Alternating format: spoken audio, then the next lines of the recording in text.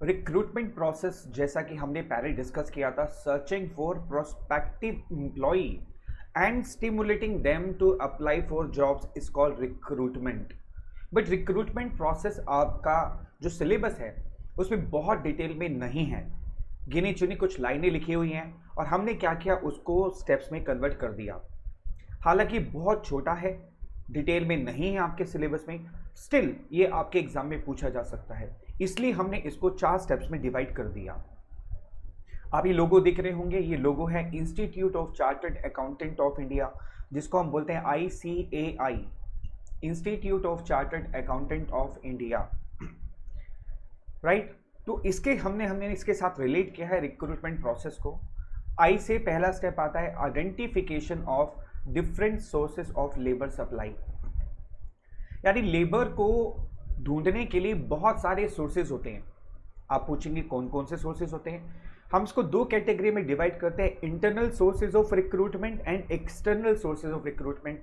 और external sources of recruitment बहुत सारे होते हैं, मैं अभी यहाँ डिस्कस नहीं करूंगा क्योंकि इसकी अगली वीडियो में यही टॉपिक है आपका सोर्सेज ऑफ रिक्रूटमेंट, जिसमें हम दोनों शेयर करेंगे, internal as well as external.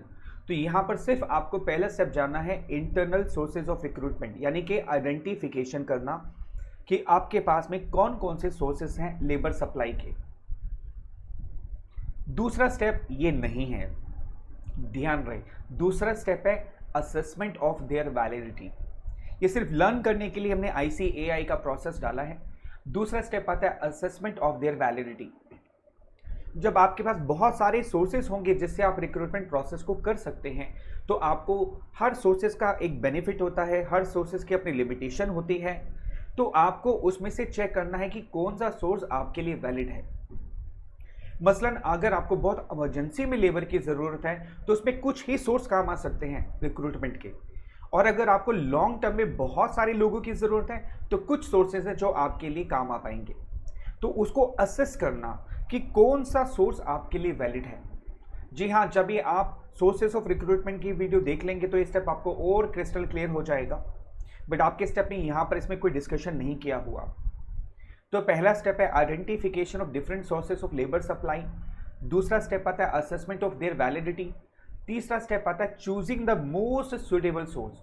अब मान लीजिए आपके पास 3-4 सोर्सेज आ गए जिससे आप रिक्रूटमेंट कर सकते हैं, तो आप उसमें से मोस्ट सुटेबल सोर्स को चूज करेंगे, क्योंकि हर सोर्स पे खर्चा भी अलग अलग होता है। कुछ सोर्सेज ऑफ रिक्रूटमेंट में बहुत हैवी खर्चा होता है और कुछ में बहुत कम के बराबर। ठीक है, तो आपका तीसरा स्टेप हो गया choosing the most suitable source.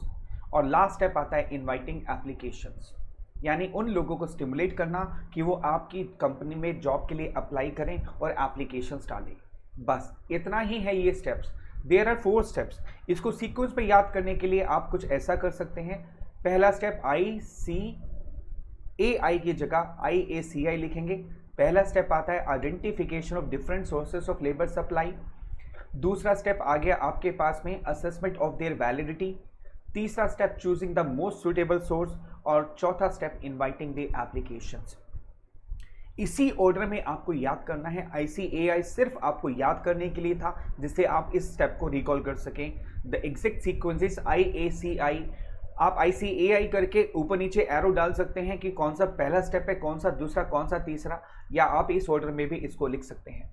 बहुत ज़्यादा डिटेल में नहीं है, फिर भी आपको डिटेल में जाना है, आप नोट्स को रेफर कर सकते हैं जिसमें हमने इसको डिटेल में डिस्कस किया हुआ है।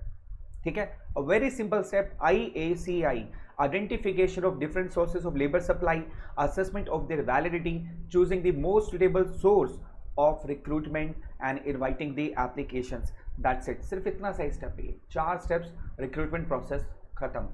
ठीक है, अगले प्रोसेस, अगले स्टेप्स अगली वीडियो में। Bye bye.